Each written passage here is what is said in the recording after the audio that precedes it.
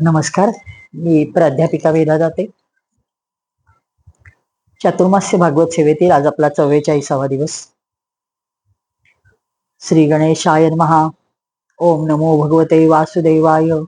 ओम नमः शिवाय. श्री सरस्वते नमः. श्री गुरुभ्यो नमः. शंकर स्तुती. भाललोचन भाललोचन भाललोचन धावरे.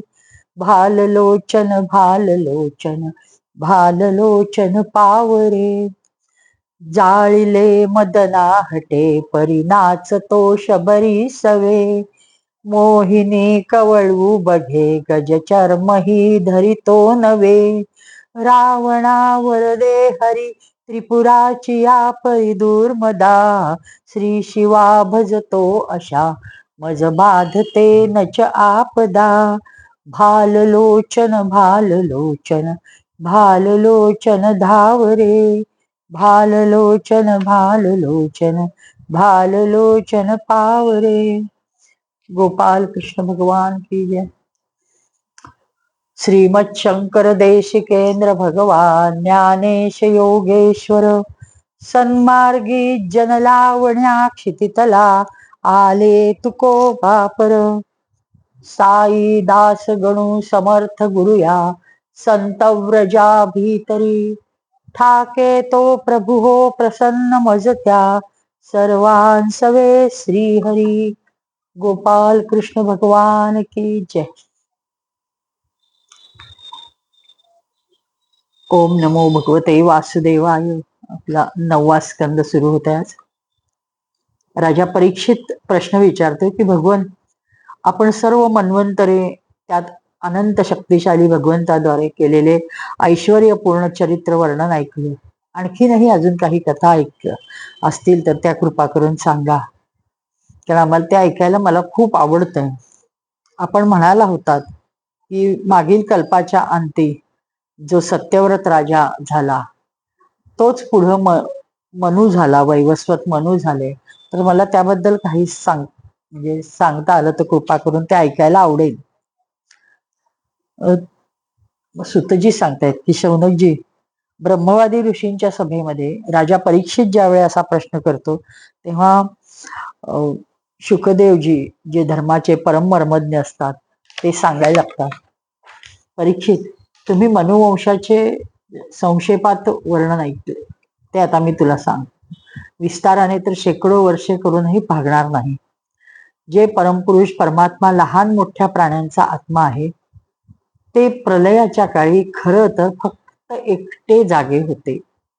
बाकी सर्व विश्व कोणीही त्यावेळेस नव्हतं. म्हणजे हे जे काही आपण म्हणलं की नौकेत अनेक जण घेऊन हे केलं, की भगवंताची माया अशी होती की त्यांना ते आपल्याला गोष्ट सांगतायत म्हटलं, कदाचित त्यांना झोप लागली असेल, कदाचित ते किती दिवस फिरले कळलंही नसेल. कारण जागे असताना फक्त भगवान एकटे प्रलयाच्या काळी होते, बाकी कोणीही म्हणजे त्यांचं एकट्याचं अस्तित्व होतं असं स्वच्छ सांगितलंय महाराज. त्यांच्या नाभीतून एक सुवर्णकोश प्रकट झाले. त्यानंतर त्यातून चतुर्मुख ब्रह्माजीचा आविर्भाव झाला. ब्रह्माजींच्या मनापासून मरीची कश्यप आदी झाले. कश्यपाजीची दक्षनंदिनी आदितीच्या पोटी विवस्वान जन्मले. हे विवस्वान म्हणजे सूर्य, त्यांना 2 पत्न्या, त्यातली संज्ञा नावाच्या पत्नीपासून श्राद्धदेव नावाचा मनू झाला. परीक्षित, परम मनस्वी राजा श्राद्धदेवाने आपली पत्नी श्रद्धेच्या गर्भातून 10 पुत्र उत्पन्न केले. त्यात इक्ष्वाकु, नृग, शर्याती, दिष्ट, दृष्ट, करुष, नरिशन, पृषघ्न, नभग आणि कवी.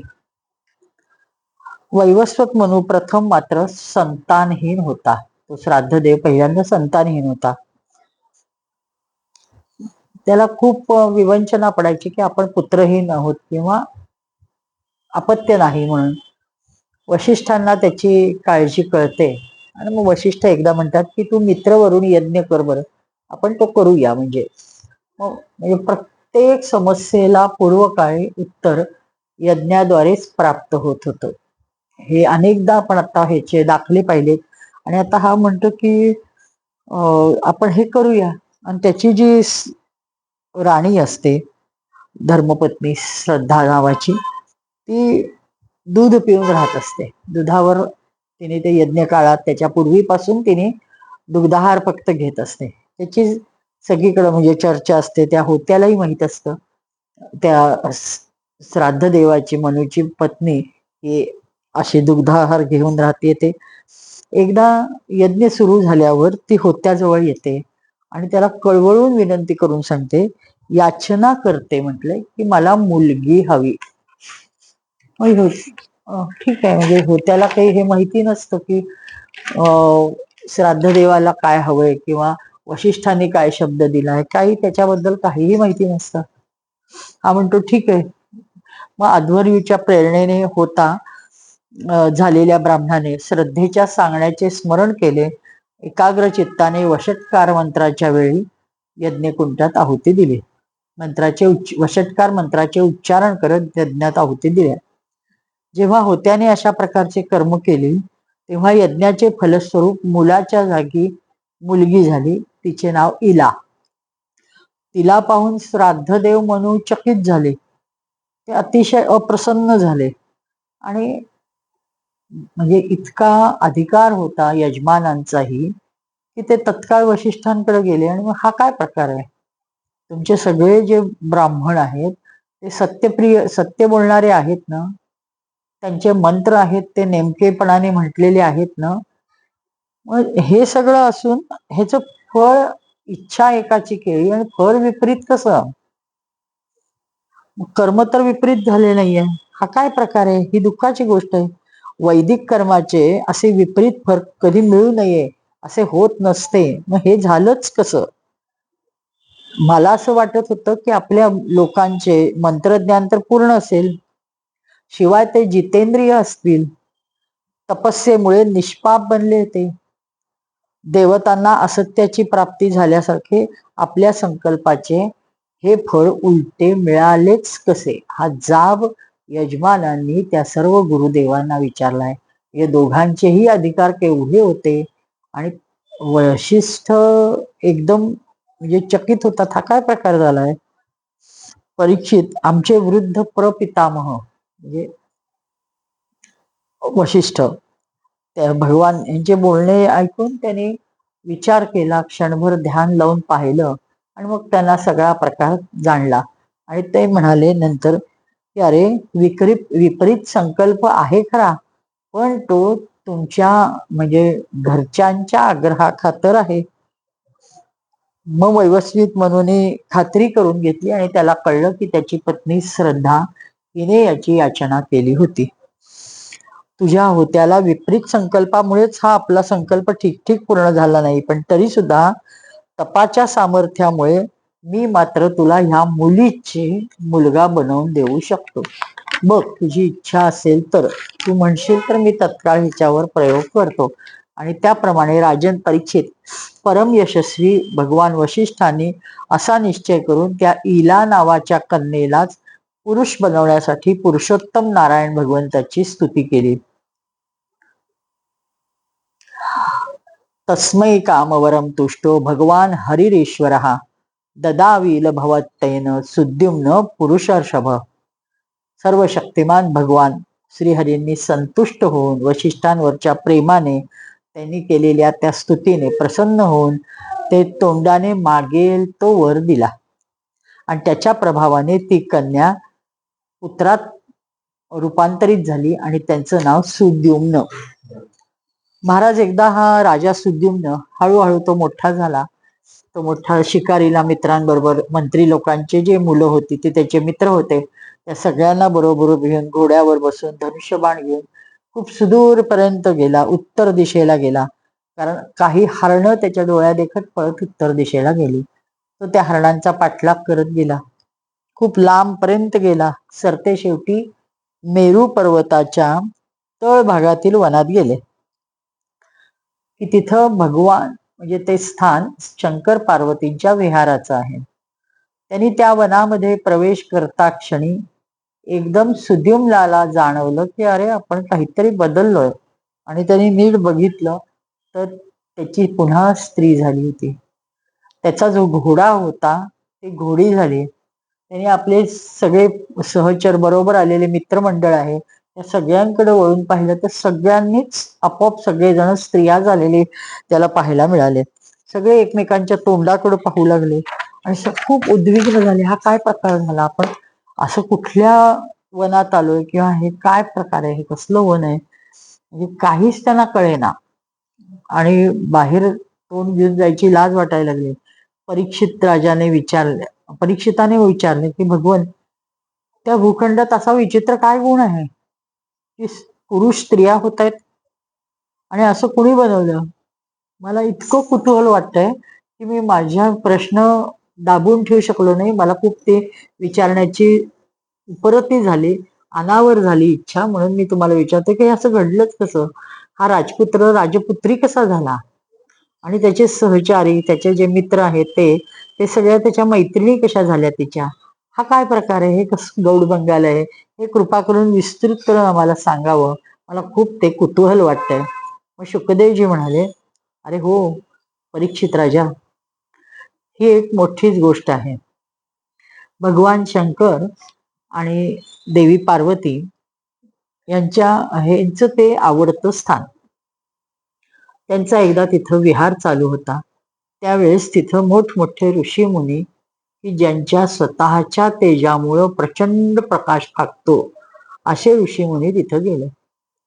आणि ते तिथं गेले त्यावेळेस ते दोघं एकांतात होते आणि तिची वस्त्र ढळली होती पार्वती मातेची. ती इतकी सलज्ज झाली अचानकपणे ऋषी आलेले पाहून आणि ते भराभर उठून त्यांनी वस्त्र पटापट घेतली आणि खूप संकोचली. तिची ती सगळी घाई गडबड, तिची ती अवस्था बघून भगवान शंकरांनाही कळेना काय करावं. आणि ह्या ऋषीमुनींच्याही लक्षात आलं की आपण अवेळी आलो आहोत, आपल्या हातनं एक चूक झाली आहे की म्हणजे काही कळत नाही. आता न बोलता इथनं म्हणजे हल्लेलं बरं, सटकलेलं आजचा शब्द. आणि ते पटकन तिथून बाहेर पडतात, तोंड फिरवून बाहेर पडतात. कारण त्यांना अजून संकोच म्हणजे संकोचावायला लावायचं नसतं. त्यांना कळलेलं असतं की त्यांची खूप अवघड अवस्था झाली आहे मातांची. म्हणून ते सगळेजण तत्काळ परत फिरतात, एकही शब्द बोलत नाहीत किंवा आपण आलो तर याची जाणीव देत नाहीत. तर आपली चूक आहे की आपण त्यांच्या एकांतात भंग केला. आणि शंकरांनाही कळतं की माता पार्वती खूप अवघडलेल्या अवस्थेत आहेत. त्यांना खूप लाज वाटते की काय हे, एकदम ऋषी आले आणि माझी वस्त्र बाजूला अंगाच्या गेली होती, मी आता म्हणजे काय करू?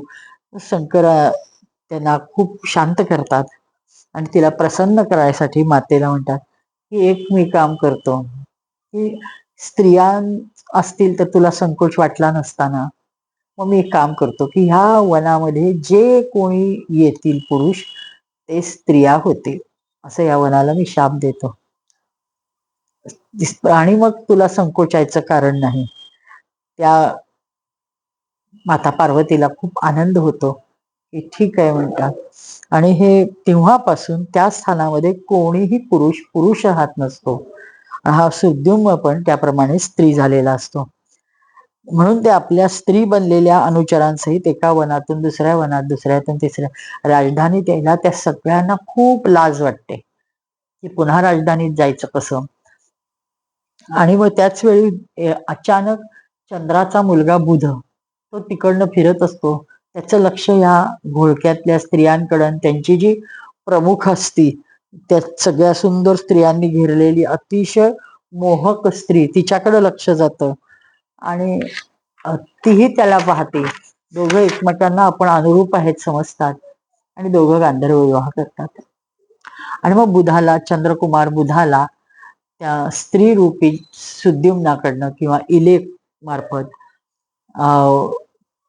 पुरुरवा नावाचा मुलगा झाला. मनुपुत्र राजा सुद्युम्न स्त्री बनले असे ऐकण्यात आहे की त्या अवस्थेत ही गोष्ट राजाच्या आणि वशिष्ठ ऋषींच्या कानापर्यंत जाते की असा असा सगळा प्रकार झालाय. हे सगळे जण गेले होते आणि ते सगळे स्त्रियांमध्ये रूपांतरित झालेत आणि अमुक भागात गेलेत. हे सगळे ऐकल्यावर वशिष्ठ म्हणतात की हे ये तू परत ये राजधानीकडं, आपण करू काही. आणि मग ह्या एकट्यालाच ते म्हणतात की मी एक काहीतरी करू शकतो, तुला पुन्हा पुरुष करू शकतो.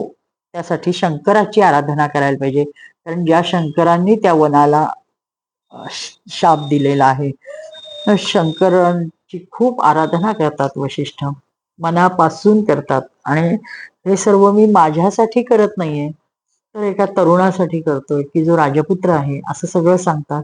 शंकर प्रसन्न होतात आणि ते म्हणतात की ठीक आहे, मी तुझ्या वाणीला कमीपणा येऊ देणार नाही, ते सत्य कर.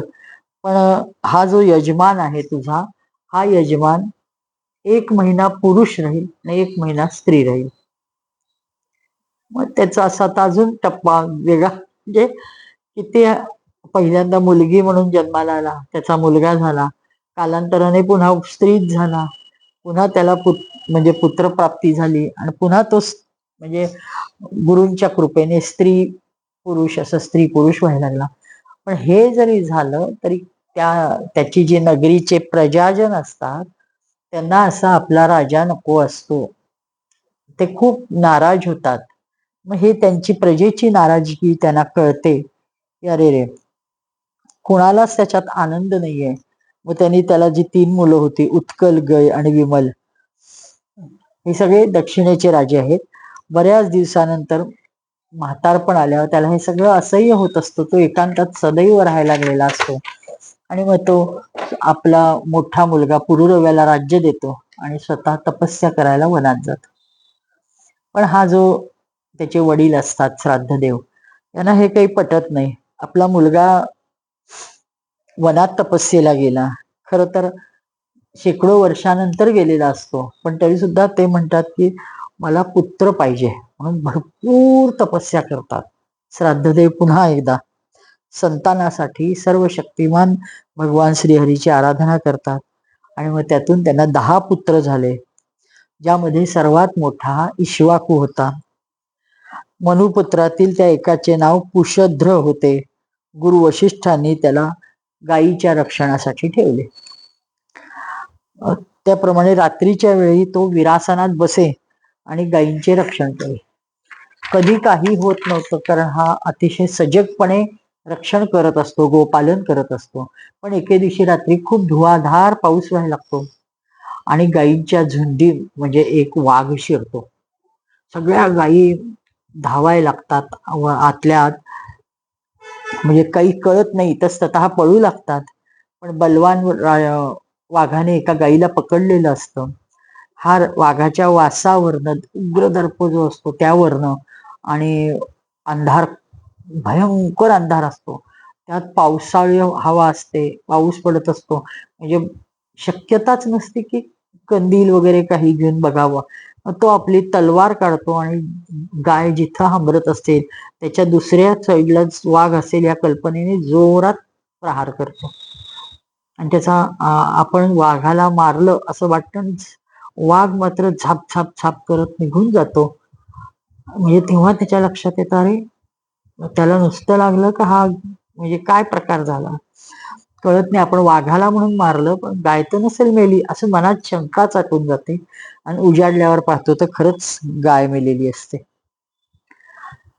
तो वाघ निघून गेलेला असतो. कुशग्रहाने हा अपराध जाणून बुजून केलेला नव्हता, पण तरी सुद्धा त्याला कुलपुरोहित वशिष्ठ शाप देतात की ह्या कर्मामुळे तू आता शूद्र होशील, तू वैश्य राहणार, हे क्षत्रिय राहणार नाहीस. आणि कुशग्रहाने आपल्या गुरुचा हा शाप आहे हात जोडून स्वीकारला आणि नैष्ठिक ब्रह्मचर्य व्रत धारण केले. समस्त प्राण्यांचे हितैषी, सर्वांप्रती समान भावाने राहणाऱ्या भगवान परमात्म्याला आपल्या अंतरंगात पाहिले. ते त्यांचे अनन्य प्रेमी भक्त झाले. सगळ्या आसक्ती त्यांच्या मिटल्या, वृत्ती शांत झाली, इंद्रिय वश झाली, कोणत्याही प्रकारचा संग्रह परिग्रह ते ठेवत नव्हते आणि मिळेल त्यावर उदरनिर्वाह करायचे. ते आत्मज्ञानात संतुष्ट होते. आंधळे बहिऱ्याप्रमाणे सदैव पृथ्वीवर फिरत असत. एक दिवस वनात दावाग्नी धगधगताना त्यांनी पाहिला आणि मननशील कुशद्र त्याच अग्नीमध्ये आपल्या इंद्रियांना भस्म करून परब्रह्म परमात्म्यात विलीन झाले. मनूचा सर्वात लहान मुलगा तो कवी. विषयांबाबतीत तो अत्यंत निस्पृह होता. तो राज्य सोडून आपल्या बंधूसह वनात गेला व आपल्या हृदयात स्वयंप्रकाश परमात्म्यास विराजमान करून किशोर अवस्थेतच परमपदाला प्राप्त झाला. मनुपुत्र करुषापासून कारुष नावाचा क्षत्रिय उत्पन्न झाले. हे ब्राह्मण भक्त धर्मप्रेयी होते. तसेच ते उत्तरापथाचे रक्षक होते. दुष्टापासून धार्ष्ट्य नावाचे क्षत्रिय झाले. शेवटी ते ह्या शरीरानेच ब्राह्मण झाले. मृगाचा मुलगा सुमती, त्याचा मुलगा भूतज्योती, त्याचा मुलगा वसु, वसूचा प्रतीक, प्रतीकाचा ओघवान, त्याच्यात मुलाचे नाव ओघवान होते. त्याला एक ओघवती नावाची कन्या होती. आणि नरिष्यंतापासून चित्रसेन, वृक्ष, मुढीमक असे मुले जन्मली. आणि त्याच्यात देवदत्ताची पुढे उत्पत्ती झाली. या देवदत्ताला अग्निवेश्य नावाचा मुलगा झाला. तो साक्षात अग्नी होता असं लोक म्हणायचे. पण ह्या अग्निवेशाने म्हणजे ब्राह्मणांच्या, त्याला जात करण्याच्या नावाने तो प्रसिद्ध आहे. ब्राह्मणांच्यात अग्निशेयान गोत्र हे तेव्हापासून झाले असं म्हटलं जातं. त्याचा मुलगा दिष्ट, दिष्टाच्या मुलाचे नाव नाभाग. हा पूर्वी जो नाभाग होता त्याच्यापासून वेगळा नाभाग आहे. आपल्या कर्मामुळे तो वैश्य झाला. त्याचा मुलगा भलनंदन, त्याचा वत्सप्रीती. हे कर्मामुळं सगळे कसे कोणी शूद्र झालं, कोणी वैश्य झालं, हे सगळं सांगितलेलं आहे. वत्सप्रीतीचा प्रांशु, त्याचा प्रमती, त्याचा चाक्षुष, नंतर रंभ, खनिनेत्र हे परम धार्मिक होते. करंधम आणि त्याचा अविवीक्षित, अविक्षिताचा मुलगा मरुत हा चक्रवर्ती राजा होता. याच्या राज्यात एक अप्रतिम यज्ञ झाला. संवर्त नावाच्या ऋषींनी त्याला सांगितलं की उत्तम यज्ञ कर राजा, आणि काहीही कमी पडू देऊ नकोस. त्याप्रमाणे त्यांनी यज्ञ केला की न भूतो न भविष्यती अशा त्याच्या यज्ञाचं वर्णन केलं जातं.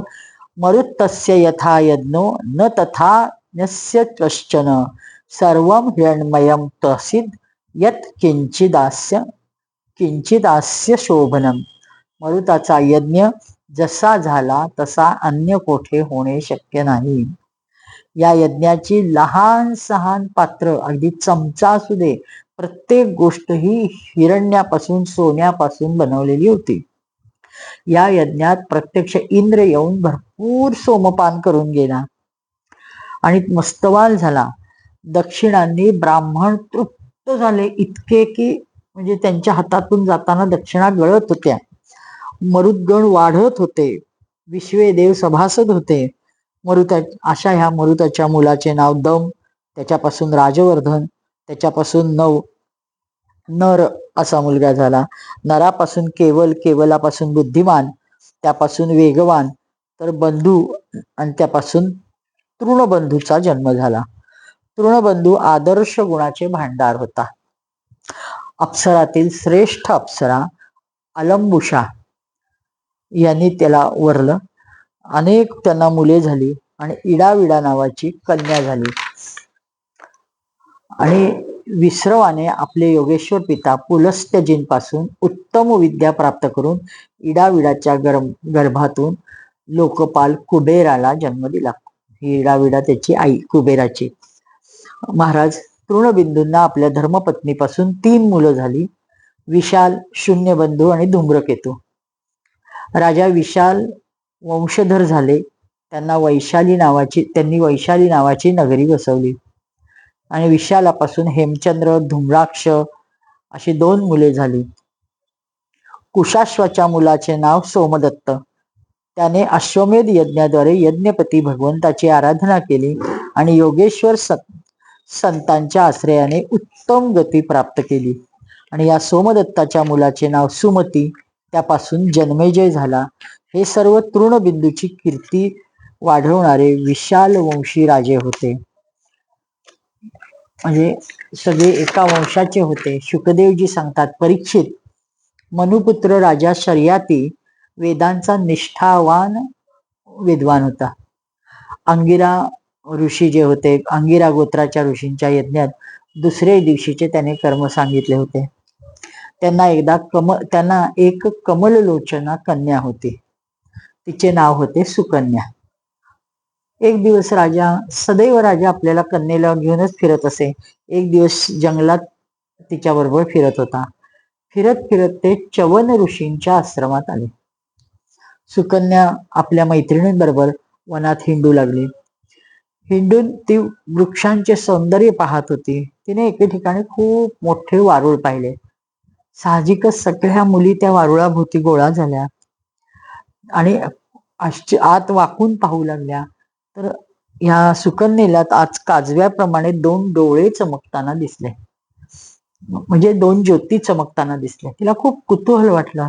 तिने खालची गवताची काडी उचलली आणि टोकदार काडीने त्या ज्वाला ज्या होत्या किंवा ज्या ज्योती दिसत होत्या त्याला आत टोचलं. त्याच वेळी राजा शर्यतीच्या सैनिकांचे मलमूत्र थांबले. राजर्षी शर्यतींना हे पाहून खूप आश्चर्य वाटले. ते आपल्या सैनिकांना म्हणाले, अरे तुम्ही लोकांनी महर्षी च्यवनांप्रती काही अपराध केलाय का? काही अनुचित कर्म केले का? की मला तर हे स्पष्ट जाणवते की आपल्यापैकी कुणीतरी आश्रमात काहीतरी केलीये, चूक केलीये.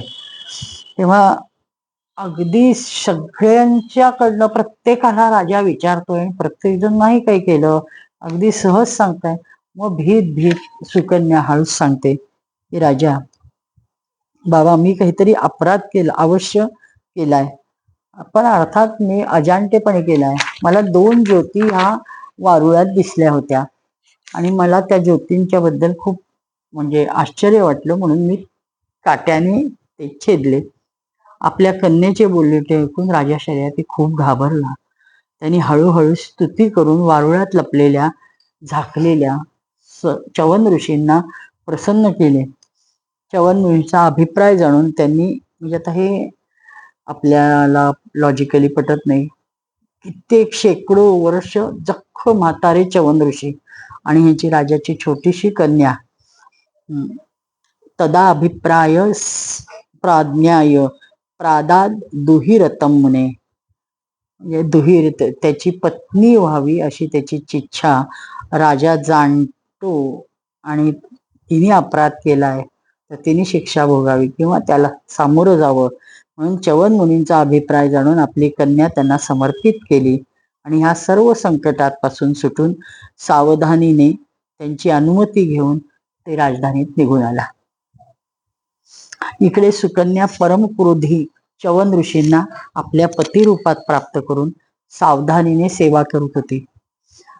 अतिशय प्रसन्न राहायची. कुठंही, म्हणजे काय त्या काळच्या मुली किती अलौकिक त्यांचंही सामर्थ्य असेल किंवा मनाची तयारी असेल, कुठंही तिच्या मनात येत नाही की हा म्हातारा नवरा आहे किंवा काय काय, म्हणजे विषयच नाही.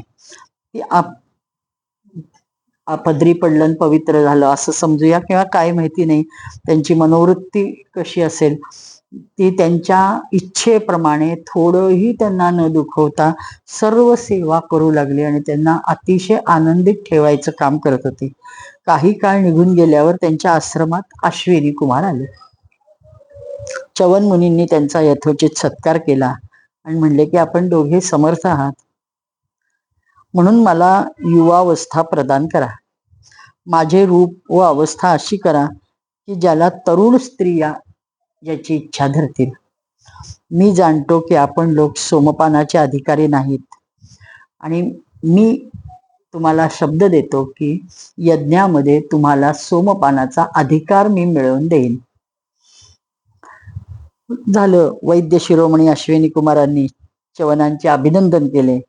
ठीक आहे म्हणले. त्यांना खूप आनंद झाला कारण यज्ञातला त्यांना भाग मिळणार असतो आणि म्हटले की हे सिद्धांद्वारे बनवलेले कुंड आहे, तुम्ही यात स्नान करा. म्हणून एक समोर कुंड दाखवतात, पाण्याने भरलेले असते आणि ते त्याच्यात उडी मारतात आणि स्वतः हे दोघेही त्याच्याबरोबर पाण्यात जातात. च्यवन मुनींनी शरीरास म्हातारपणाने ग्रासले होते. सर्व बाजूनी त्यांच्या शरीराच्या शिरा दिसत होत्या. सुरकुत्या वरपासून खालपर्यंत अंगाला सुरकुत्या पडल्या होत्या. केस खूप पिकलेले होते. त्यामुळे ते खूप बेढप दिसत होते. अश्विनी कुमारांनी त्यांना आपल्यासह कुंडात प्रवेश करविला. त्यांचा हात धरून दोघांनी दोन बाजूनी. अश्विनी कुमार हे सदैव दोघंच बरोबर असतात. दोघांना मिळून अश्विनी कुमार ही पदवी आहे. हे दोघं भाऊ आहेत. हे देवांचे वैद्य म्हणा किंवा असं त्यांचं तेच काम करतात. तर ह्या अश्विनी कुमारांनी दोघांनी दोन बाजूनी धरून त्या तलावामध्ये ऋषींना उतरवलं. त्याच वेळी कुंडातून 3 पुरुष बाहेर आले. या तिघांनीही कमलमाला, कुंडले, अतिशय छान अशी वस्त्र नेसली होती. पण दिसायला तिघेही एकसारखे दिसत होते आणि ते खूप सुंदर होते. म्हणजे कोणत्याही स्त्रीने पाहिल्यावर तिला पटकन वा काय छान आहे असं व्हावं, असे सुंदर होते असं वर्णन केलंय. परमसाध्वी सुकन्याने अचानक बाहेर आल्यावर पाहिलं की त्या तलावामधून 3 जण बाहेर आलेत आणि ते किती दैदिप्यमान आहेत. हे कोण आहेत आपल्या? आणि मग तिला म्हणतात की तू ओळख तुझ्या पतीला.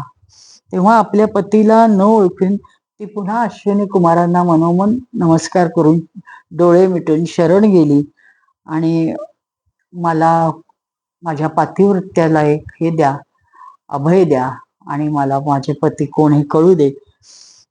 आणि मग त्या अश्विनी कुमारांनी खूण करतात. च्यवन ऋषी कोण हे तिला कळलं. तिने ते च्यवन ऋषींना जवळ गेली.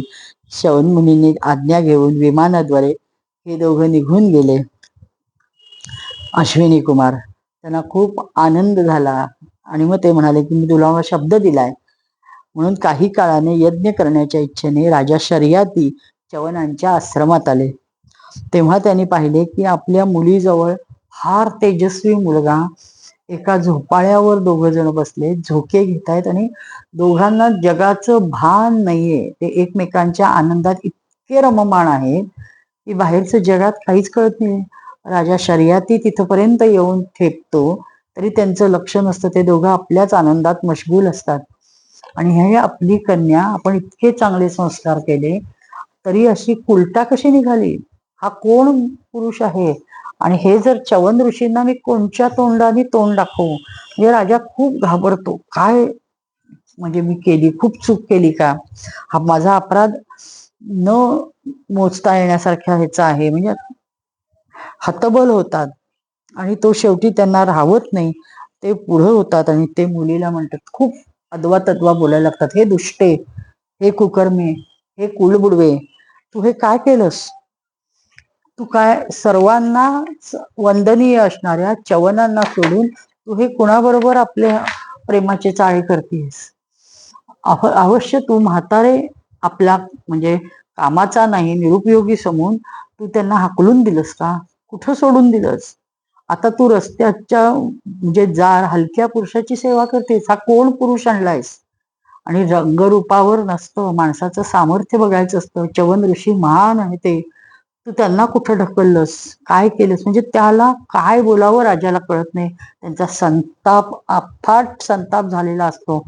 त्यांचं अंग थरथरत असतं राजांचं. राजा बोलतो, तुझा जन्म तर उच्च कुळात झालाय, मग अशी उलटी बुद्धी, उलट कुलटेची बुद्धी तुला कशी झाली? तुझा हा व्यवहार खूप मोठा आपल्या कुलाला कलंक लावणारा आहे. अरे राम राम राम, काय निर्लज्ज निघालीस ग तू? कोणत्या जार पुरुषाची सेवा करतेस? ह्या कृत्यामुळे तुझा पिता आणि पती दोन्ही कुळांना तू नरकात ढकललेस.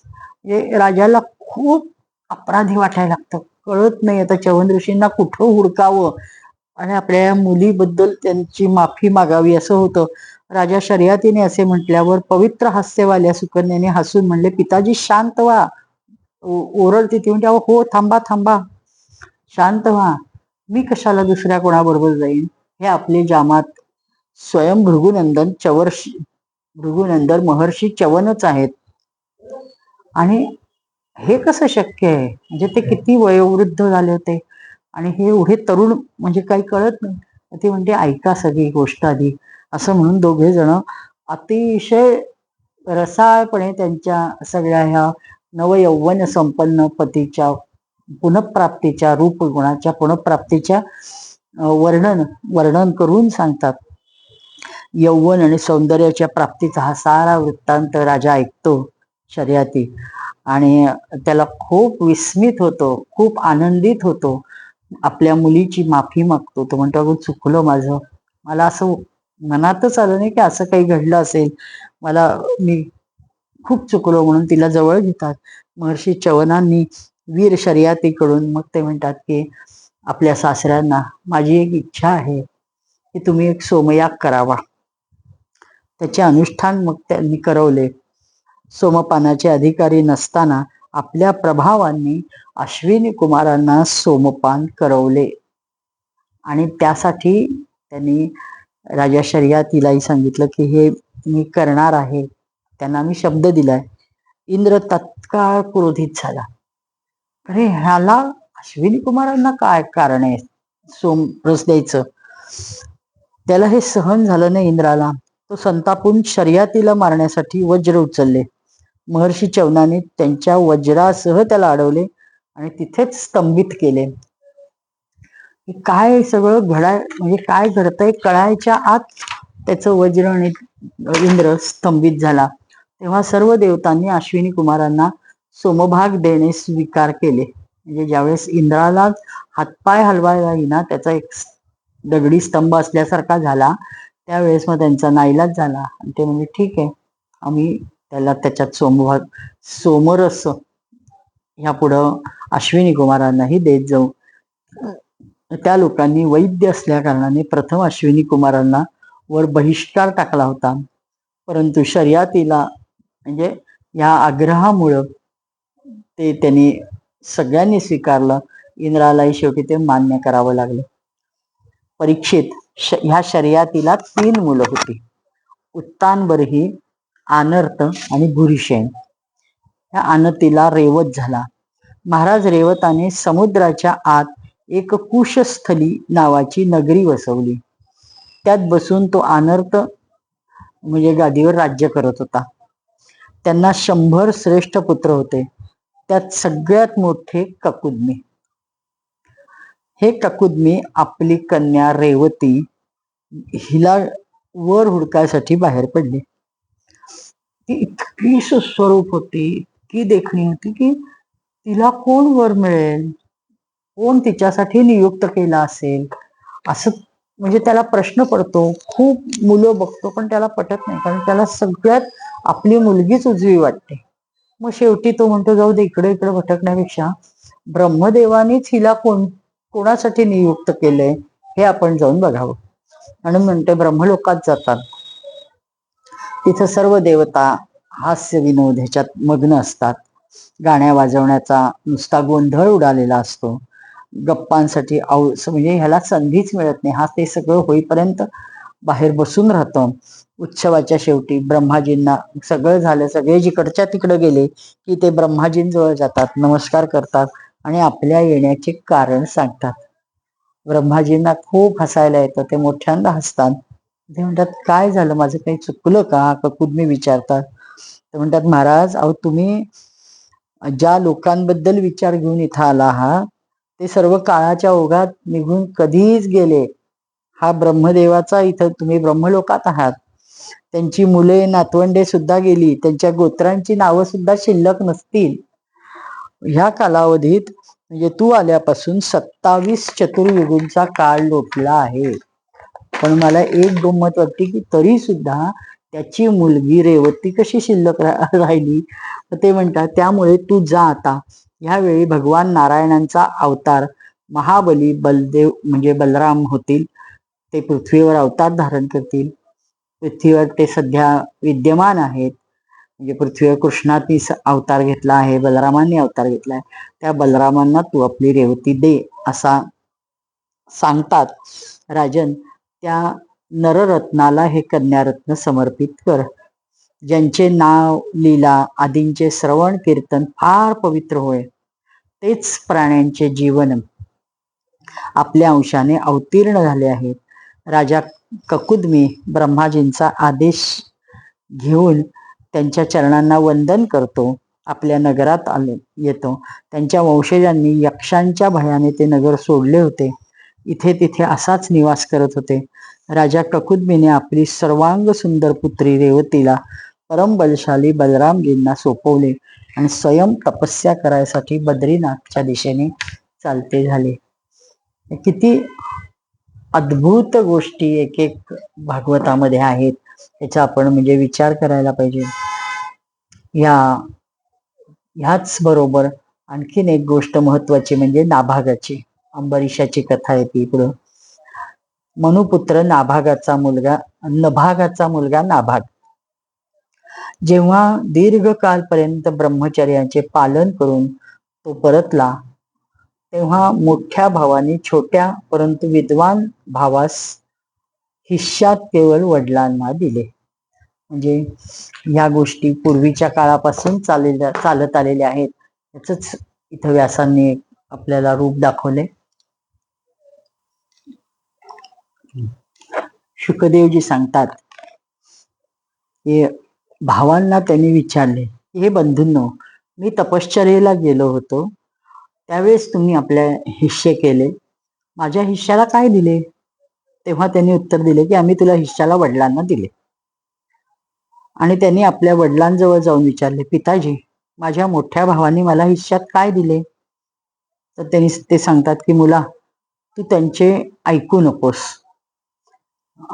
पण असं कसं? ते तर म्हणतात की तुम्हाला त्यांनी मला हिश्श्यात दिले. हे फार बुद्धिमान अंगिरस गोत्राचे ब्राह्मण त्यावेळी फार मोठा यज्ञ करत होते. म्हणजे आता ते आपल्या मुलाला सांगतायत, हे बघ, एक लोकांचा एक यज्ञ चालू आहे, ते ब्राह्मण खूप विद्वान आहेत, पण दर 6 दिवसांनी त्यांची कर्मात एक चूक होतीये. ती चूक करून ते बसतात, आणि तू त्या महात्म्यांजवळ जा आणि त्यांना वैश्वदेव संबंधी 2 सुक्ते सांग. ते जेव्हा स्वर्गात जाऊ लागतील तेव्हा यज्ञात राहिलेले सर्व धन ते तुला देऊन टाकतील. म्हणून तू आता सरळ त्यांच्या यज्ञाकडे जा आणि तुला खूप धन मिळेल, तू काळजी करू नकोस, माझे पूर्ण आशीर्वाद आहेत, असं वडील सांगतात. मग हा म्हणतो ठीक आहे. मग वडिलांच्या आज्ञेनुसार त्या अंगिरस गोत्री ब्राह्मणांनी जे यज्ञातील राहिलेले म्हणजे जिथं चाललेला असतो तिथं जातं. आणि खरंच ते दर 6व्या वर्षी ते विसरतात. 6व्या दिवशी काही सुक्त विसरतात, चुकतात. महावैश्वानर सुक्त हा सांगतो आणि ते खूप प्रसन्न होतात. त्यांचा यज्ञ पूर्ण होतो. ते स्वर्गलोकी निघून जायला लागतात आणि राहिलेलं हे सर्व धन हे घेऊन टाकतो असं सांगतात.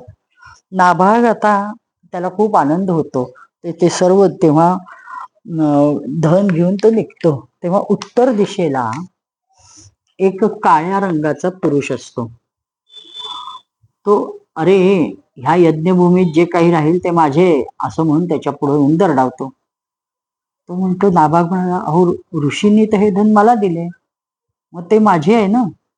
त्यावर तो पुरुष म्हणे, आपल्या वडिला हा विषय आहे, हा वाद आहे, याचा प्रश्न तू तुझ्या वडिलांना जाऊन विचार. तेव्हा नाभागाने, तो म्हणतो ठीक आहे, तो वडिलांकडे जातो आणि विचारतो. एकदा पिताजी, मग त्याच्यावर त्याचे वडील सांगतात की अरे हो, एकदा काय झालं, ऋषी लोक दक्ष प्रजापतीच्या यज्ञात असा निश्चय करून बसले की यज्ञभूमीमध्ये जे काही राहील ते सर्व रुद्रदेवाला द्यायचं. हे रुद्रांच्या हिश्श्याचं आहे, त्यांच्या मालकीचं आहे. म्हणून ते सर्व त्यांनी महादेवजींनाच मिळालं पाहिजे असं त्यांनी सांगितलं. असं आहे का? मग त्या ऋषींनी मला चुकून दिलं वाटतं. इतका सरळ असतो तो. असं म्हटल्यावर तो नाभाग जातो आणि त्या काळ्या रंगाच्या पुरुषाला, रुद्र भगवानांना प्रणाम करतो आणि म्हणतो की प्रभू, यज्ञभूमीवरील सर्व वस्तू या आपल्या आहेत. माझ्या पित्याने असेच म्हटले. भगवन, माझ्याकडून अपराध झाला, मी चुकून मला त्या गुरु यांनी दिलं, ऋत्विजांनी, ऋषी लोकांनी, अंगिरस गोत्री, आणि मला खूप आनंद झाला. मी माझ्या त्या आनंदाच्या भरात हे सर्व घेऊन चाललो होतो, तर मला क्षमा करा, मी तुमचं धन नेत होतो. म्हणून तो मान खाली घालून क्षमा मागतो. तेव्हा भगवान रुद्रदेव प्रसन्न होतात आणि प्रकटतात, अरे तुझ्या वडिलांनी धर्माला अनुसरून निर्णय दिलाय. वास्तविक एखादा एवढं धन मिळतंय आपल्या पुत्राला म्हणल्यावर म्हणला असता की नाही रे, ते तुझंच आहे, घे जाता. पण तसं न करता ते खरंच बोललेत. आणि तूही वेदांचा अभ्यास खरेपणाने केलायस, खरोखरचा केलायस. त्याच्यात कुठंही खोट न येऊ देता जसं त्यांनी सांगितलं तसं तू मला येऊन सांगितलंस. ही खूप कौतुकाची गोष्ट आहे. आणि तू वेदांचा तसा अर्थ अभ्यासाच्या दृष्टीने तर पहिल्यापासून जाणतोस, पण व्यवहाराच्या दृष्टीने जाणणं हे फार महत्वाचं आहे. आज तू त्याला एक उच्च दर्जा दिलायस. तुझ्या या कर्मामुळे त्या वेदज्ञान जे प्राप्त केलेस, ज्या सत्याला तू उच्च पदावर नेऊन ठेवलेस. आता मी तुला, स्वतः रुद्र म्हणतात की तू एक ब्रह्मज्ञानाचा अधिकारी झालायस. मी तुला ब्रह्मतत्वाचे ज्ञान देतो. यज्ञात राहिलेला जो अंश आहे, हे धन पण मी तुलाच देतो. हे सगळं तुझं आहे, तू घेऊन जा, ह्याचा स्वीकार कर आणि मी देतोय हे तुला, असं आग्रहाने सांगतात. सत्यप्रेमी भगवान शंकर त्याला ते ज्ञान देतात आणि अंतर्धान पावतात. जो मनुष्य सकाळ संध्याकाळ ह्या आख्यानाचे स्मरण करतो तो प्रतिभाशाली व वेदज्ञ तर होतोच, पण स्वस्वरूप जाणतो. म्हणजे हा नाभाग खूप मोठा राजा होतो. त्याचं उत्तम हे असं चरित्र आज आपण पाहिलं 44व्या दिवशी. गोपाल कृष्ण भगवान की जय. जय हो जय श्री भागवता, आरती करू तुझ भगवंता. श्री शुक मुनीने परम भक्तीने नाना परीने गायले ज्या हरिचरिता. आरती करू तुझ भगवंता, ग्रंथ नव्हे हा श्री कृष्ण. गीते वेदी मन पूर्ण, अनन्य होता ह्या शरण. खचित टळे जन्म मरण, त्रिताप जाती चिरये शांती. नाथ हि वदती रामपदी ठेवू माथा. आरती करू तुझ भगवंता, जय हो जय श्री भागवता. आरती करू तुझ भगवंता. गोपाल कृष्ण भगवान की जय. करुणानिधे प्रभोनो, दोषान् क्षमस्व भगवन्. सुचिरात् प्रसुप्त देशं, परिबोधयाशु भगवन्. भुवि भूत सर्वभाषा, परिपूरिताभिलाषा.